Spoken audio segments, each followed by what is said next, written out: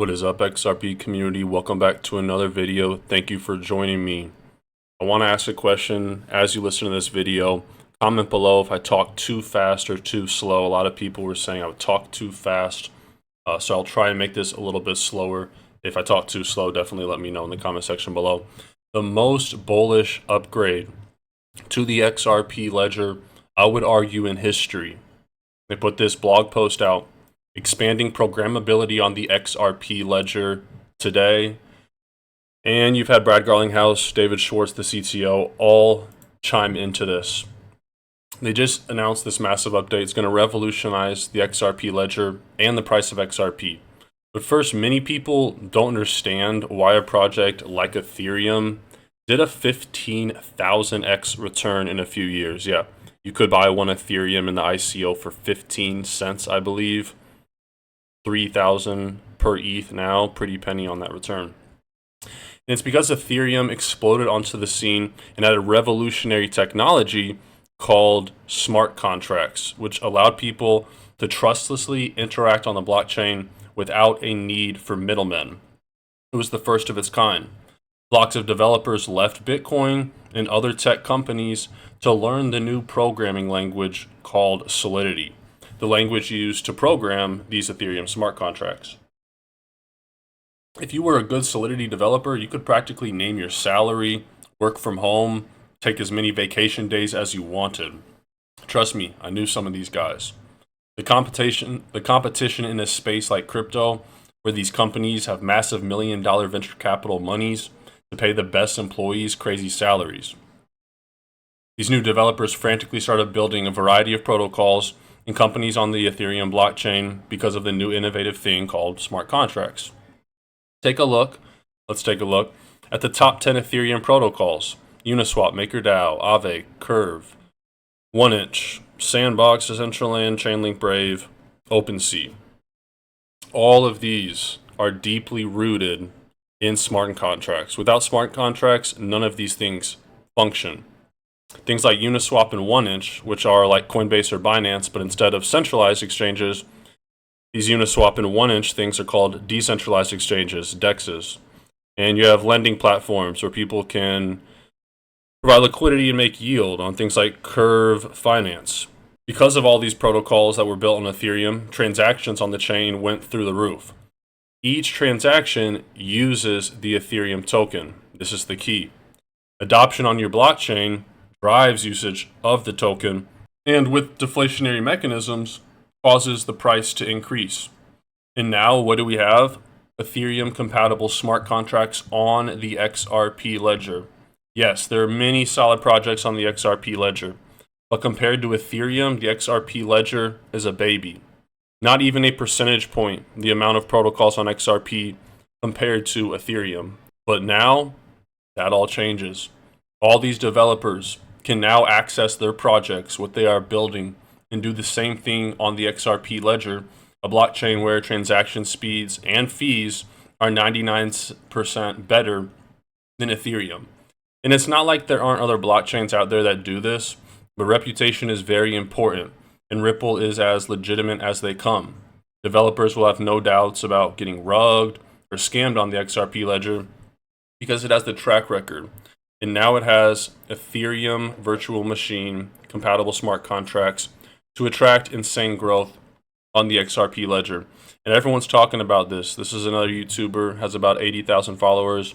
We just witnessed one of the most bullish announcements for XRP ever. Things are about to change completely. Good Morning Crypto, another big guy, also talking about sidechain allows you to leverage your expertise in Solidity, the Ethereum programming language, to build on the XRP ledger. Brad Garlinghouse comes out and says, with the new programmability in the works for the XRP ledger and the growing opportunity for Ripple's enterprise products to serve crypto native customers, the foundations of crypto infrastructure serving real world use cases are steadily becoming more robust by the day. If you want to learn more about this, check out David Schwartz on Twitter. He put a blog post, but I've pretty much explained the gist of that. Why sidechain programmability, why these EVM smart contracts, what they're going to bring to the XRP ledger, how they're going to incentivize builders and developers to come build on the XRP ledger. And speaking of price, listen to this video of David Schwartz talking about the price of the XRP. This is what David Schwartz, the creator of XRP, has to say about when XRP will move big. What do you think the relation is between the price of XRP and the success of Ripple? It's very hard to understand the way prices behave. I think what's happening right now is at least the market doesn't seem to distinguish very much between the attributes of particular projects. It seems like they're sort of betting on the space as a whole. Like if you look at the price of Ethereum and Bitcoin and XRP and Stellar Lumens and Litecoin, they correlate incredibly well with each other. If people saw them as competitive, if people said like Bitcoin and Litecoin and XRP are competing for the same use case, you would think that good news for Bitcoin would be bad news for XRP or Litecoin, and the market doesn't seem to think so. So I think the bet right now is kind of either cryptocurrencies are going to take over the world or they won't. And if they take over the world, they might all be winners or there might be winners and losers, but we don't really know who those will be yet. And so we're sort of betting on the space as a whole. And I guess the same thing could have happened in search in the early days. Like Google was in search, but so was Lycos and Excite and AltaVista and AskGees. And if you thought, I really think search is going to be the next big thing, okay, well, could you have picked Google? Probably not. Like you might have sort of spread your bets around the space or sort of hoped that they would all win. Or even if you thought there would only be one winner, you wouldn't think that you could predict it. But it's also possible that prices are completely irrational and manipulated. I don't know, and it's kind of frustrating that I think anyone who tells you they know is lying. It's great when like amateurs will tell you, hey, I understand exactly what's going on. Here's my thesis, and the experts will tell you we have no idea what's going on. But there are a lot of spaces where if I knew, I'd be rich, right? Like I would just be able to bet on the winners or predict the way the news is going to affect the price. I'm constantly surprised by market behavior, so I don't pretend to know. But do you think in the long term that the intrinsic value of XRP should be tied to the success of Ripple, or can they be completely independent? I would expect it to tie to the success of the ecosystem, which would include projects like Ripple and Forte and Coil. But I don't know how rational that expectation is or whether the price follows rational expectations. It's quite difficult to tell. Again, at least for the last year or so, the performance of every major cryptocurrency doesn't seem to relate. An interesting point is like the only events that have been proven to be correlated with the price of cryptocurrencies is exchanges. So like there used to be the Coinbase effect, like when Coinbase would list a cryptocurrency, you would see a huge spike in its price.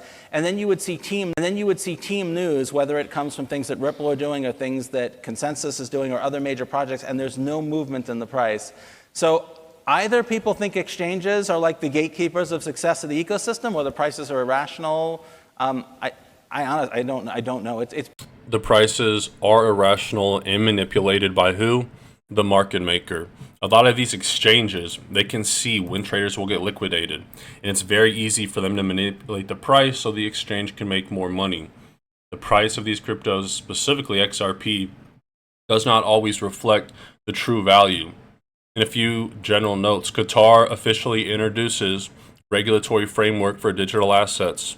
Another power player in that Southeast MENA region in Asia, Middle East, leading the way with regulatory framework, and it's just a matter of time before the US does as well. Amon Bai says your life's about to change forever. Be ready. He links this XRP chart here, and it shows XRP going in 39-month cycles. Now you could imagine back during 2020, if that lawsuit didn't happen, how this price chart could be different. But you can see here, this chart is just begging to explode. In taking its previous movements, history doesn't repeat, but it often rhymes. You take this fractal, I'm not saying XRP will go to $100, but double-digit XRP is going to be here faster than you realize. Really quick, guys, if you want $41 for free, and I'll actually send you another $20 in XRP, just DM me proof on Twitter. Sign up at Webull, deposit 1 penny. You're guaranteed $41 in free stocks. Sell your stocks, close your account. You can get up to $3,000, but usually you'll just get like $40 to $300 of free stocks just for signing up and depositing a penny. It helps support the channel. So if you want some free stocks, check out Webull in the video description below. If you made it this far in the video, I really do appreciate your support. Comment stocks in the comment section below. When you watch the full video, it's the best way to support the channel. So thank you in advance for all my loyal viewers. Comment stocks in the comment section below. Now I want to leave you with this clip from Brad Garlinghouse on Fox News. This morning. Joining me right now exclusively is the CEO of Ripple, Brad Garlinghouse. Brad, it's great to see you. Great to see you again. Thank you so much for being here. First, assess where we are in this market because crypto is up huge in just the last couple of weeks, right? Well, it's been up. It came down a little bit this past weekend. But I think if you step back here over the last 6 months, Bitcoin's up about 250%. I think you're going to continue to see tailwinds, partly because of the ETFs that have been approved, which you and I spoke about in Davos, but also the upcoming halving, which is imminent. Yeah, it's a great point. The ETF introduction really broadened out the market in terms of potential users, I think, and people wanted to get in on it, so they bought an ETF to do so. But you recently predicted that the crypto market will double in size to $5 trillion by the end of 2024. That is a big prediction just by the end of this year. Yeah, I don't even feel like it's that big a prediction when you step back. And, you know, like any market, this is driven by supply and demand. You have decreasing supply for a whole bunch of reasons, the halving of Bitcoin being an important one. You have an increasing demand, the ETF being a key part of that.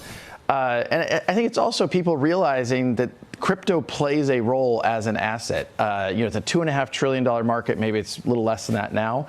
But so it's basically just predicting it's going to double by the end of the year. And if anything, I think I probably underpredicted that. I feel like Washington is still trying to understand this market, and the people writing the legislation or potential legislation here to put barriers and around this market. I don't know that they really understand the strength and the growth story here. But you think putting regulation around this, putting barriers in place is going to be a positive for this market? There is no question. I mean, one of the headwinds that has held back the market, the largest economy in the world, the United States, has been one of the most problematic for the crypto market. Innovation, entrepreneurs, and capital have flown into markets that have actually constructively engaged this market. So Dubai, Singapore, even the UK, the EU has passed legislative progress here. The U.S. has really been behind the 8 ball. This administration, I think, has taken a pretty anti-crypto stance, led by the SEC. Gary Gensler, as the chair, has really taken... Because he doesn't understand it. I think there's well, maybe he doesn't. The people working for him don't. It's not clear to me. I mean, clearly, I think you have politicians, and I would frankly call out Elizabeth Warren goes out and says the only people using crypto are, bad actors. It's just not true. And the U.S. should have a pro-innovation, pro-compliance policy. This is good for, in terms of growing jobs, high-paying jobs, growing the economy. And I think you're seeing, people go out and just, talking points around anti-crypto that it doesn't even make sense. This shouldn't even be a partisan issue. This is about growing our economy. Yeah. This is about leading the next wave of innovation. I was around Silicon Valley when the internet was booming, massive amount of value creation, massive amount of job creation. The blockchain and crypto space is here to stay, and I think that's become clearer and clearer. But the U.S. government needs to embrace that and put those clear rules around it so that all participants can play and grow. Yeah, and I'm glad you mentioned all of those countries because that's also an opportunity for you, obviously, at Ripple. I want to get your take on that because you recently announced Ripple is launching a U.S. dollar-backed stablecoin later this year. You say this bridges the gap between traditional finance and cryptocurrency. Tell us how that will play out, why it's valuable, and give us the growth story for Ripple. Where does growth come from at your company in the coming 3 years? So to start on that last piece, Ripple, about over 95% of our customers are non-U.S. financial institutions. We sell payment solutions, we sell custody solutions around blockchain and crypto. We're going to keep expanding, even though the U.S. market, as we were talking about earlier, partly from a regulatory point of view, has been slow to adopt.